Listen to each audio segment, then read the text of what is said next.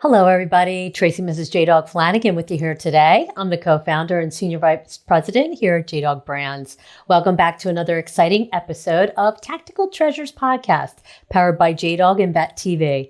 Our podcast gives veterans, mil spouses, active military members, and military family members a voice in the veteran space to speak about their service, how they're affecting their communities post-service, and they share with me a tactical treasure from their past that has shaped their journey in their military career, business, or life. Today, I'm very excited to have on the podcast Kevin Hyde, who is a Marine Corps veteran, and in his 21 years of service to the Marine Corps intelligence community and U.S. Cyber Command, Kevin was responsible for creating and deploying cyber maturity models and training pipelines for small allied nations. During the first 7 years of his service in the Marine Corps, Kevin served as a spokesman for the Marine Corps, and he has served on the executive board of Folds of Honor, as well as the Veterans Business Referral Network. Now, Kevin is the president and co-founder of Layer 8 Security, based in the Philadelphia area, where he leverages his expertise in establishing cybersecurity operations and programs for private industry and the intelligence community. Hello, Kevin. Thank you so much for joining me today on Tactical Treasures Podcast. I'm excited to speak to you, sir. Thank you for your Thank service, you. by the way. Thanks for having me, and thanks for doing that mouthful of a bio. I just apologize for that. No worries, no worries. I got through it though. Oh my goodness. So, can you talk to us about your military career? What initially led and inspired you to join the Marine Corps? Well, initially, I was 14 years old. I was on a camping trip with my dad from Virginia. We went up to Gettysburg and did a camping trip for the weekend. And just hearing the stories of, the bravery, the selfless devotion to each other. And then also, I grew up in South Carolina and Charleston, which is a lot of, Civil War and Revolutionary Era history, and then Virginia, same thing. And so I've been around military, but like I don't come from a military background. My family's not really military, Right. but they're very patriotic. And so when, I was just finding myself being called to service, and I just had that kind of yearn for it. Yeah. But when I got to that point in life when I was, a teenager and trying to figure out where I want to go in the world, the Marine Corps seemed like a good thing. So I asked my dad, I think I want to go in the service. And he goes, well, what do you think you want to do? And I said, well, I'd want to be, in the more elite services. And he goes, well, that's the Marines, right? I mean, of all the four services, all the branches have their own groups, but like the Marines as a service is really tough to get into. And I said, well, then that's what I want to do. And then he goes, well, what do you think you'd want to do in the Marines? I said, well, what do you think the hardest job is to be? He goes, well, being a Marine and then being a leader of Marines would be one thing. So being an officer would be really tough. I said, well, then that's what I want to do. So I was 14. And of course, my dad and my mom were both like, oh, okay, good boy. Like, that sounds nice. I'm sure that'll work out just fine. And they supported me here and there when I, would talk about it and ask about it. And then finally, I really wasn't letting up, and I started applying to schools through the ROTC programs. I applied to the Naval Academy, and I started getting into all these schools. And they realized, okay, he's definitely serious about this. So they were always supportive, and I had fairly well-rounded life as a teenager with high school and track and Boy Scouts and different things like that. So it was always like up my alley. And just through the support of my family and friends, made it work. So I went through college the whole time with the intention of being an officer in the Marines, and got there. Yeah, that's great. Gettysburg is a beautiful place too. I've been there to see that. It's very, very inspiring. Can be, yep. So is there a particular moment while you were a spokesman for the Marine Corps that stands out to you as being impactful? And I'm not sure that when you served as a spokesman, what exactly does that mean? Yeah, it's a good question, because it's not always like, it doesn't always make sense right off the bat. Just because somebody's in front of a camera giving an interview about something doesn't mean they're necessarily a spokesman. There's always about 80 or 90 spokesmen in the Marine Corps at any given time, so not many. But the Marine Corps is small too, right? So we have 200,000 Marines, so we're a small portion of that. And so what it means is you have to be able to go on site to, whether it's an accident, could be a wartime scenario, a peacetime scenario, it could be just be some conflagrations happened, something, of a kinetic nature, whatever it might be, you have to be able to go up in the front and talk to the community, talk to the media, talk to potentially politicians, policymakers, and be able to tell the story of what's happening. And, Okay. here's what happened. But you have a team around you. It's only part of the job. So every public affairs officer isn't necessarily a spokesperson. I was. And so it meant, you go out there and you tell the story. But, I went in 99. Okay. So, Right. I was a second lieutenant in 1999. 9/11 happened. And then 4 months later, I was deployed to Camp X-Ray in Guantanamo Bay, January of 2002. So Wow. my life changed very quickly. Sure. And, a lot of my friends who were aviators, infantry officers, MPs, whatever, my artillery, they were in these training cycles, whereas I was all of a sudden individually posted out somewhere by myself, knew Sure. nobody, didn't really have a clue, really honestly, of who I was around or what operations were happening. I was just told to go do this one thing. And so Sure. that was a hard part of the job, was Mhm. you get deployed out there as an individual to go be a part of a big team, but you're not really part of that team until you've been there for a while. And so we had first sent special operations troops into Afghanistan in October, late October of 01, about 6 weeks after 9/11. And then we started bringing home detainees, but they had to go somewhere. So, they put them in Camp X-Ray in Guantanamo Bay, Cuba. It was a Right. migrant camp from, to basically house refugees in the sort of immigrant circle, if you will. And, my job was simply, help tell the story of what we're doing, what we're doing to help them, what we're doing to care for them, medicine, etc. Giving them Qurans, giving them clothing, medicine, whatever it might have been. That was hair raising, because suddenly I wasn't on the front lines of a combat situation, but I was face to face with the Taliban. I was face to Right. face with enemy combatants, and they were right across from me, and I'm talking to them in different languages, and introducing them to media to say, hey, you're welcome to tell your story, right? We're not hiding anything. So it was Right. definitely an enlightening time, because it Sure. was, nothing, we'd never been in a scenario before. Yeah. The US in general. So being on the very tip of the spear for that was a hugely impactful moment. Sure. Sure. Sounds like it. Wow. Um, so I understand your first transition out of active duty service was a difficult one. Could you just talk to us through your transition experience? Yeah. Yeah. Transition is tough, right? So I did 7 years of active duty time. And while I was finishing my active duty time, I had gotten my master's degree, at the guidance of one of my senior officers, told me to, get that. So I went ahead and got a master's degree, and I was going down and pursuing a career in strategic communications, which was sort of tied to public affairs, strategic, operations, and basically working with large organizations to help them tell their story. So I got affiliated with a small small firm out of Virginia that had subcontractors to these military and Department of Defense and government contracts. And I was doing this work, what I was supposed to be doing, and they were happy with my performance, but it was not fulfilling. And I had just Yeah. been in these one conflagration after another, leading Marines and other service members, contributing to what seemed like a bottom line. Like, I understood the impact I was having, and I could draw the line as to, here's where we're trying to go as a country. Here's what we're doing in the Marine Corps. Here's what my unit's doing. Here's what I'm doing. Like, it was clear. It didn't Right. feel very clear. I Yeah. felt Right. uninspired. I felt unsure, frankly, about myself. I like, well, maybe this isn't what I should be doing. And then, there was some leadership issues, and, frankly, we're used to operating with more of a code of ethics in the Marines. And I found quickly in the civilian world, they don't do that as much. Yeah. And I'm generalizing, but some companies just don't operate like that. And I found that was tough. And then I went to an internet company where I was the PR and marketing director. And again, they didn't have a clear direction. They didn't have a big idea of, well, we just want you to do these things. And when I would get them done, and more quickly that they would anticipate me completing a task, I'd say, well, but how does this fulfill on our big strategy? Like, how are we moving the ball forward here? And they didn't really have an answer.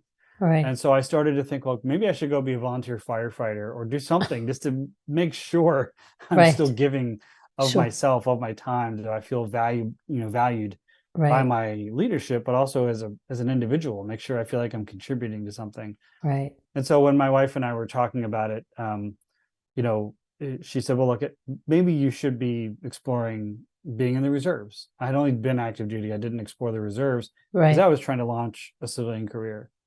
But it was really tough to assimilate myself to these random, like, if in this one job in this internet company, if I did my job right, I would find other companies that we could sell a service to where their search results would get found a little bit faster than others.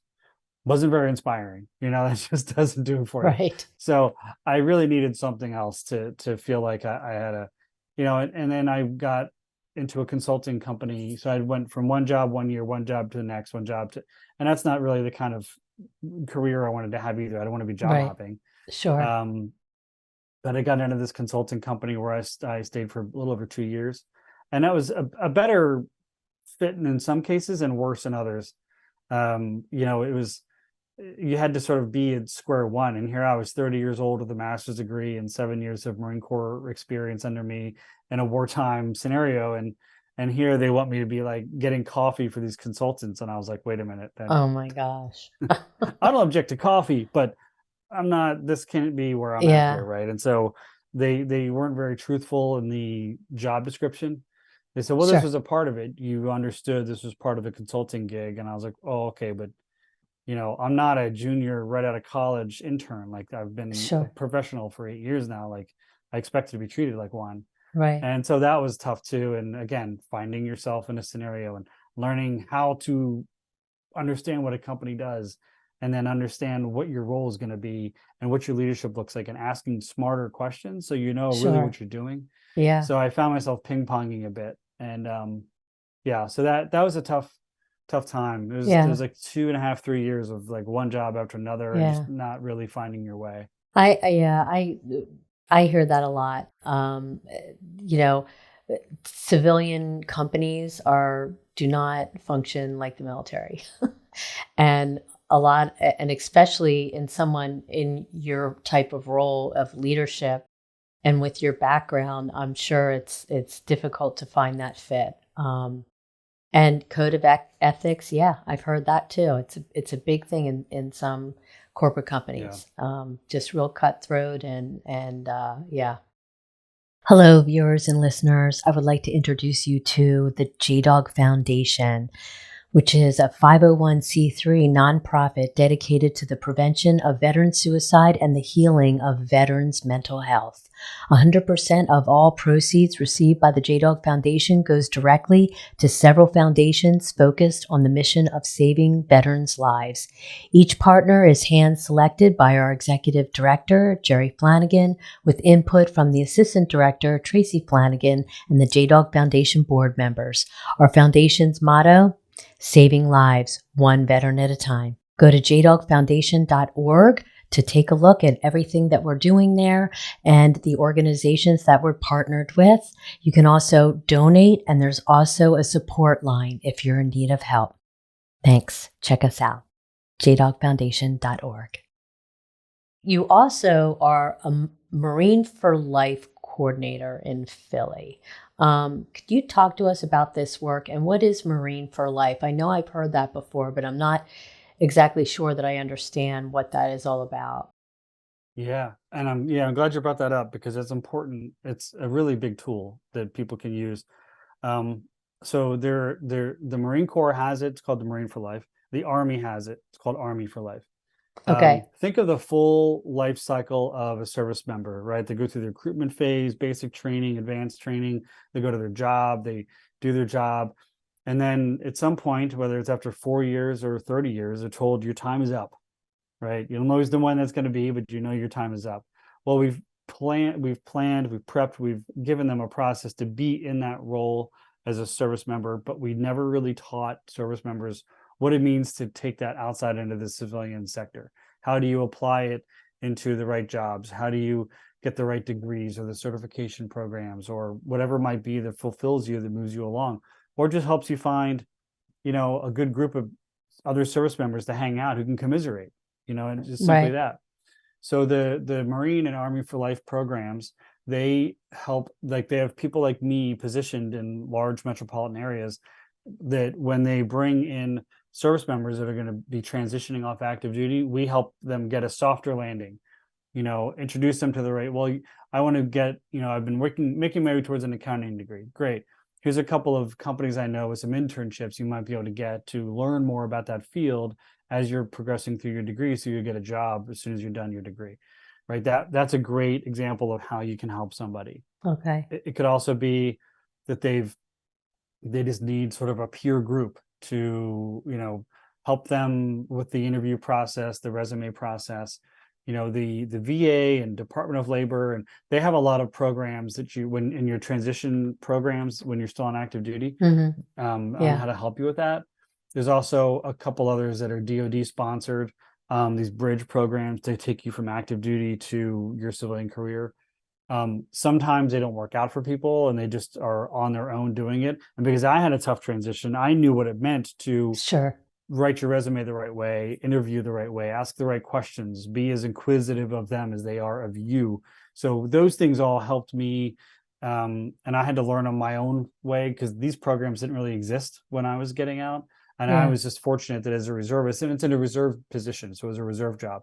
So I'm fortunate that I was able to do it as a reservist. Now I did it from 2016 to 2020. Okay. And then I went to another command for 2 years, and then I retired just 9 months ago. So, Oh, wow. but the thing is, once you've done that job, you have a network of people. So I Sure. still do it. I'm not getting paid as a reservist anymore, but it's just what Right. you do when you're a service member now. And I've had successes, and I'm working. Started a company. I have a huge network now, so it's my job to share that and enrich the Sure. other service members. And it's called Marine for Life, it's called Army for Life, but in any city, anywhere you come across a representative like me, you do it for any veteran transitioning off active duty, because it's not different. It's just, Sure. it's Yeah. all ice cream, it's chocolate vanilla, it's mint and strawberry, and you just Just sort of help different out whatever flavors. service member needs it. Right. Yeah. Um, so now you're the co-founder and president of Layer 8 Security. Um, Talk to us a little bit about the founding of Layer 8 and the work you do there. So when I got back into the reserves, so in 2010 and early 2011, I got my commission back and got back into the reserves. I couldn't be a public affairs officer anymore. And the reserve career field, you can't just do whatever job you were doing. Sometimes you have to transition. So Right. my options were intelligence or logistics. So I went intelligence. I thought that'd be a cooler, sexier field. So that's what I went for. Sounds So cool. right? I know. And I even talked Yeah. to a couple of logos and Intel guys, and I even said to them, like, well, what do you think? And they're like, are you stupid? Intel. Like even the logos were like, go Intel. So I did Intel. And a friend of mine, Jeff Lipson, was really influential in helping me get my commission reappointed, find a reserve unit. He'd been introduced to me when I first got off active duty from a local network contact. And so we'd always maintain a friendship and affiliations. When I wanted to get back in, he helps me through the process. Well, when I got back into the reserves, I got into an air unit. I became the chief intel officer there. And then as a reservist, and then went to an intel school. When I finished that intel school, I came out loaded down with top secret clearances and different, credentials. And so I said, well, what do you think I should do next? Now I'm looking for sort of my next way to use all this. And he said, I think you should come interview for a job at the NSA at Cyber Command. And I think you'd be a really good fit for it, because Oh, he had taken wow. a post there. So I went and interviewed with this team, where part of my job in that excruciating bio you read earlier was helping to set up maturity models and training pipelines for small foreign entities that just didn't exist. It was a functionality that just wasn't there. So they needed somebody who could come in and operate without an SOP and just create it, which I'm pretty good at. So I went through and did that. And then I was there at NSA at Cyber Command. They're co-located at Fort Meade.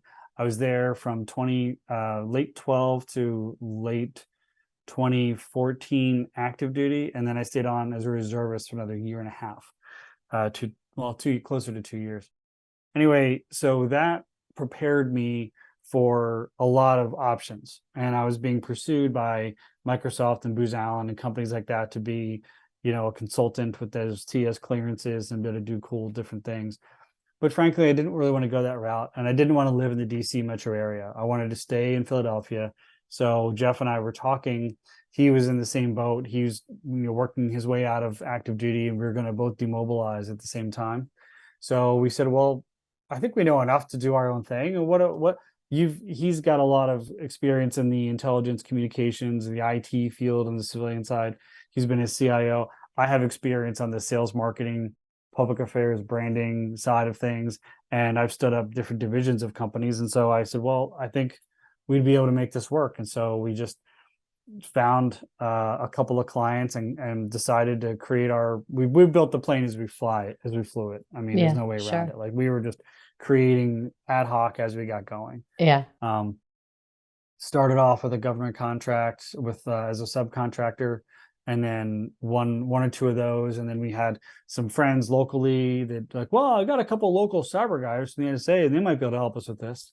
And they were financial companies, guys who were well networked. So, things grow organically, right? So we just sort of, okay, well, that person helped us out, and we'd always ask for client references. And it was just Jeff and I figuring it out, just our own branding, our own hustle, and then we added one or two teammates to help us out part-time, and then we make them full-time once we had a little bit of money, and we didn't pay ourselves much of anything. And, we would just do whatever we could to bring people in. And we just grew it by hook or crook and just got it going. Yeah, I hear you. That's how JDog was born. Just ad hoc, figuring it out as you go. Exactly. So that's really great. So Layer 8 Security has a scholarship program focused on transitioning veterans, which totally makes sense. Could you talk to us about the program briefly? Yeah. So Penn State, we're our headquarters is in Malvern, and Penn State Great Valley is 5 minutes down the road. Jeff actually got his master's degree there. We have a bunch of Penn State graduates in the company. And so when Jeff and his family have also come from a place of setting up some endowments and scholarships within Penn State. And so, frankly, the COVID years weren't bad to us. Cyber crime increased, and there was more call for our services. So, we prospered through those times from a business standpoint. Not that it was a prosperous time, but, we had a lot of business come in the door. So, we were to hire a lot, and we also could see that the training was still needed. There weren't a lot of people that still had the right cyber degrees to work in the field. So we said, well, we can do something about it. So we started this scholarship. This was Jeff's idea. He said, well, why don't we create, a scholarship and have them award it to a veteran who wants to get into cybersecurity, and that will be what helps them get their start. So that's what we did. So we started up the scholarship, and we've been using it every year and trying to roll in whenever we can. If we can help out those students with an internship, either at our company or somewhere else, we do that. But we try to be an active participant in their foray into the cybersecurity field, so they have a great first start. Wow, that's really great. Awesome. Hello, viewers and listeners. Thank you so much for tuning in to this episode of Tactical Treasures podcast. We are currently speaking with Kevin Hyde, who is a Marine Corps veteran, having served 21 years in the Marine Corps intelligence community and U.S. Cyber Command.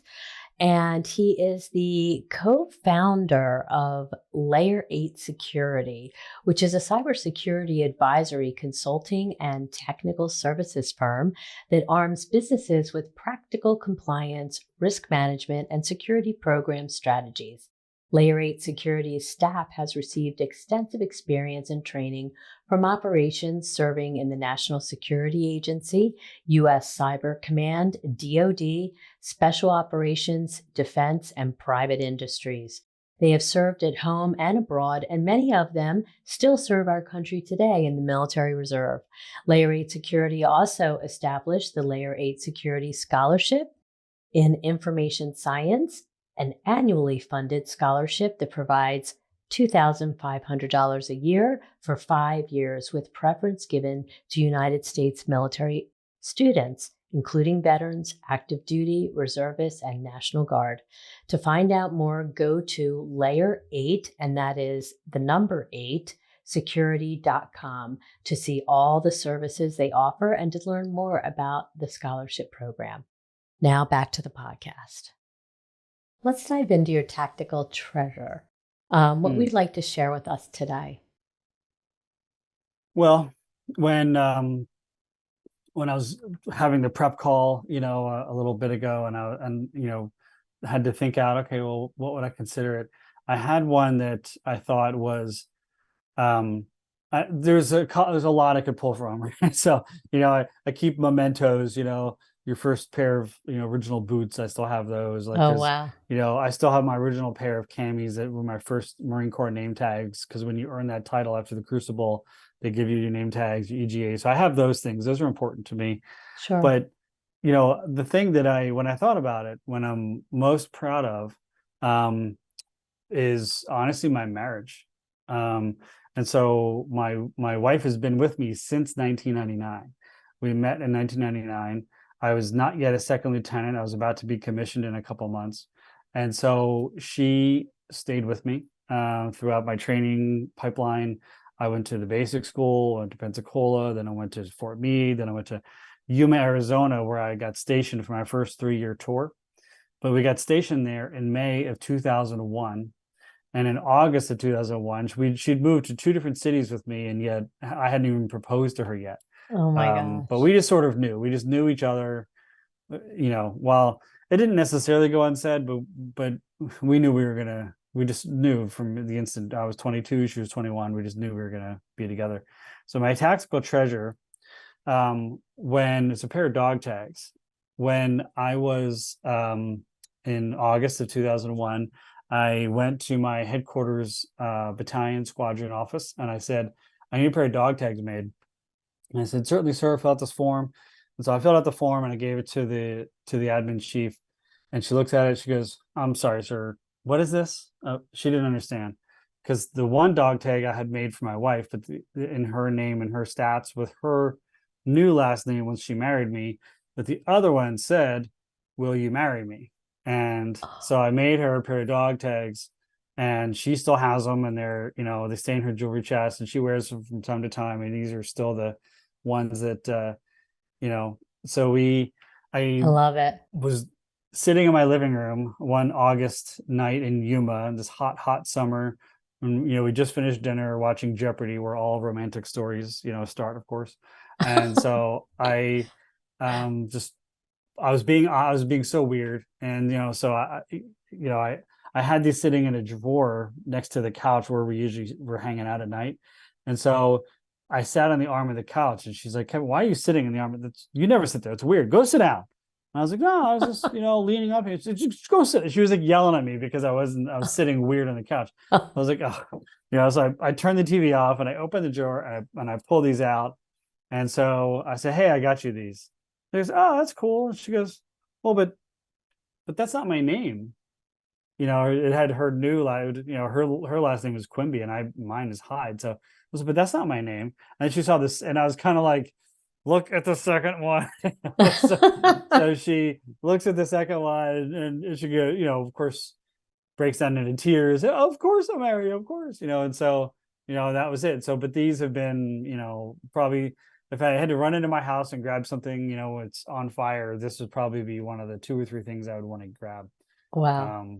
But they, the military marriage is very, very, very tough. It is. She's endured it gracefully and with a lot of strength, and been really great life partner, financial partner, co-parent. I mean, all of it, and she's kicking ass in her career, and she supports me and mine, and vice versa. So, I'm fortunate to have her in my life and my life partner, and so this is probably one of the things that I treasure the most.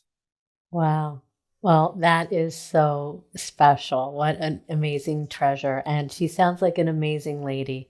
I have spoken to a couple, I've had several male spouses on my Tactical Treasure podcast, and the stories that they tell. And my hats are off to them because they are like rock stars. They are just, the whole backbone of the family and holding it all together and doing so many things and, you know, managing, you know, even their mental health, as their husband's deployed or whatever. It's just, or spouse, I should say, because there are Mhm. male spouses.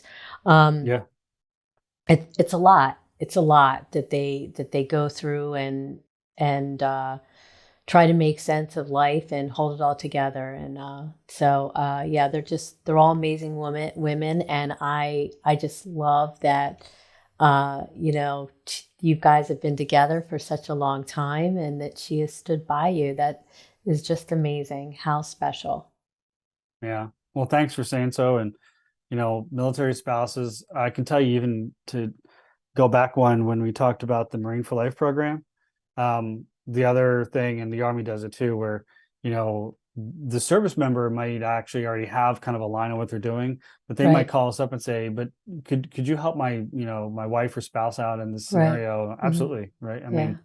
mean, they're military spouses are 2 for 1, right? Yeah. Right. You're not really, it's not, there's no separation there, right? It's, Sure. when you do for one, you do for the other. I Sure. mean, it's a team, And right? Like yeah, you I said. So mean, it's a tight team, and it it operates is. like that. And Yeah.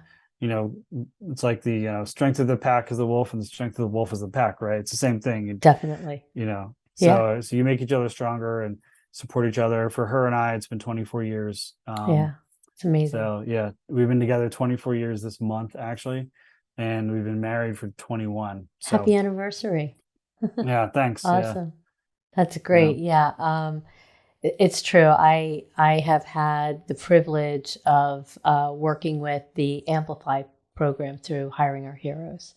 They Nice. used to Good. have a mentor mentee um, kind of session. It was an hour session, and all the mentors were volunteer, and I was one of the mentors. And I've had the amazing pleasure of meeting some incredible male spouses who have sacrificed and put their career on hold, and are now trying to figure out, their next steps as Hmm. they're able to finally, or, they're in a situation where, their spouse is, getting ready to retire. And so, yeah, they need help as well, because they do sacrifice, and they serve as well, right alongside of their spouse. So Right. it's important, and I'm glad that you provide that for them through the Marine for Life or Army for Life. That's really great that you do that. Yep. Um, so before you go, I would love to hear what advice you would have for your fellow veterans who are struggling post service, because you struggled to transition, and we come across a lot of veterans in our JDog community Hmm. who eventually find business ownership through us, that have done the same thing you've done, ping ponging back and forth, job to job, trying to forge their way and make a difference, or feel like they're part of that team again. And even being in combat, doing that sort of thing, and then coming into civilian life, and in a corporate America job, it can be very disheartening. Would you Yeah. have any advice on how they should go about things? So yeah, and there's a couple of things that there's always, that, there's always this thing about advice and opinions. Everybody has one, right? Sure. Right. I won't say the rest of that statement, but Yeah. the one thing I think is true for most is, um, don't do it alone. If Right. anything out there, if I could tell anyone just one thing to listen to, don't do it alone. Surround yourself with even one good friend, compatriot, mentor, somebody who can, listen to you, guide you, you can bounce ideas off of. Hey, I think this is what I'm going to do. I think, and you just never know, what is going to come your way. But if you have some people around you trust, and have your back, that makes Right. all the difference. Yeah. So while I could say to somebody, find get into a good intern program, get a degree, get into an apprenticeship program, you know, um, those are all good ideas. But the one thing that Sure. is consistent is find a friend, find somebody who's got your back. It might be your spouse, a boyfriend, girlfriend, whatever it might be. It could Right. be, even a child, depending on, ages and whatever. But it definitely is something that will make the biggest difference is knowing you're not alone. Yeah. For a lot of service members, I was that person for them. They didn't have anybody else. They Right. they were Sure. single, they were in their 20s or whatever, and they'd done their service and worked their way through, but they didn't really have somebody they could, bounce ideas off of. And that's my job in that Marine for Life Right. role, to help them with that, be that person for them. Yeah. So I would do that with, as it would be an honor, frankly, where somebody says, well, then you're my guy. Well, great. Right.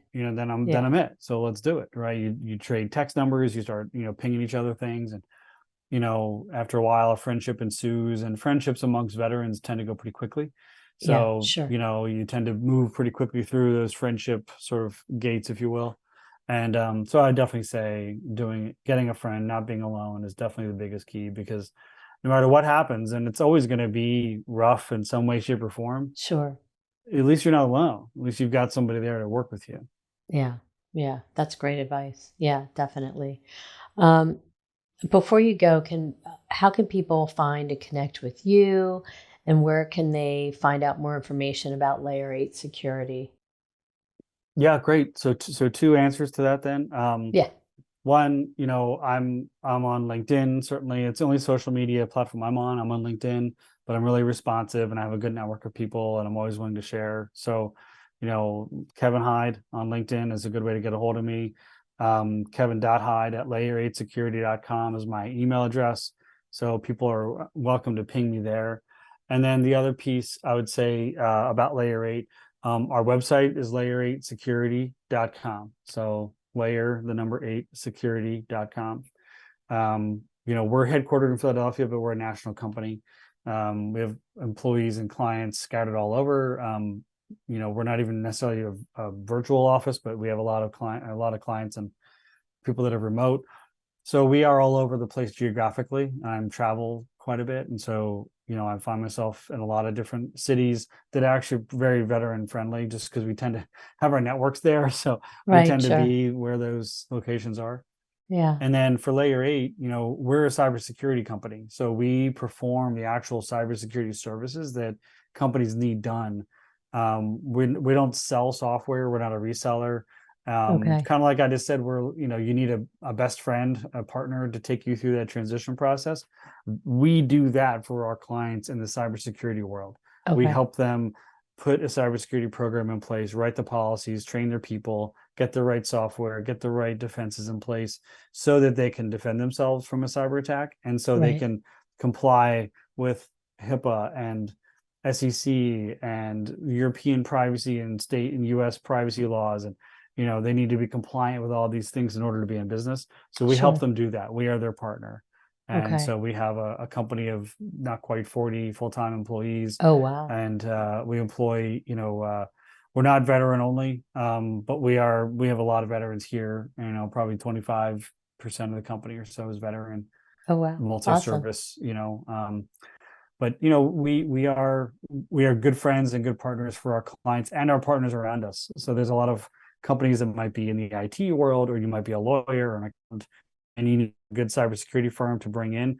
We're not a reseller of anything, so our partners like to use us because we don't come with an agenda. We're here Right. just to, well, what do you need done? And we Right. can just give out what we need to do. We don't have to resell anything, software, hardware, none of that. Cloud Right. services.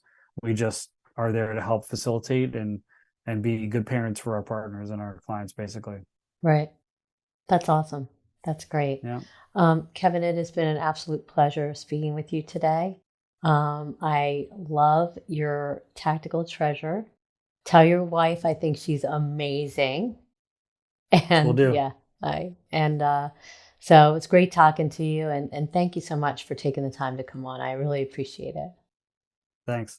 Well, I appreciate you having me. Thanks for having me on. what was nice about being on here is it made me reconnect with some of the things that I haven't thought about in a while. Oh, that's neat. And so it's a treat as well. So, I can't wait to share this with my wife. I'm sure she'll correct my story in some way, shape, or form. But thanks for the opportunity to share with you and your audience. Oh, that was great. It was great. Thank you so much. I really appreciate it. Take care now. Good. Bye. Thanks so much. Hello, viewers and listeners. Thank you so much for tuning into this episode of Tactical Treasures Podcast. We've just finished up an amazing conversation with Kevin Hyde, who is a Marine Corps veteran with 21 years of service to the Marine Corps in the intelligence community and U.S. Cyber Command.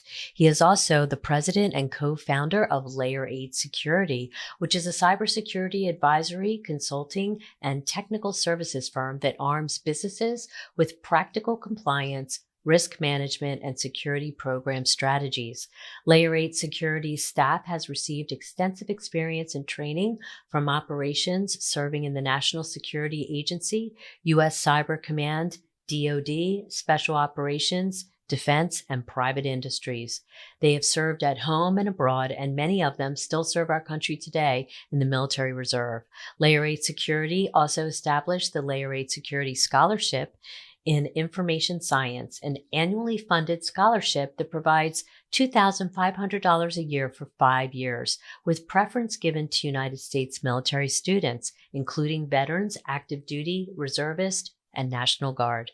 To find out more, go to Layer 8, and that's the number 8, security.com, to see all the services they offer and to learn more about the scholarship program.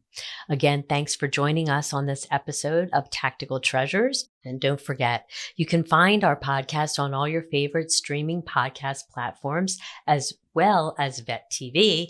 And we are now airing on Reese Across America Radio on Thursdays at 7 p.m. Eastern Time. And if you missed that episode, catch the encore on Saturdays at 1 p.m. Eastern. You can also find Reese Across America Radio on the iHeartRadio app, the Odyssey app, and the TuneIn app. Thanks for joining us, and we'll see you again on another podcast. Bye-bye now.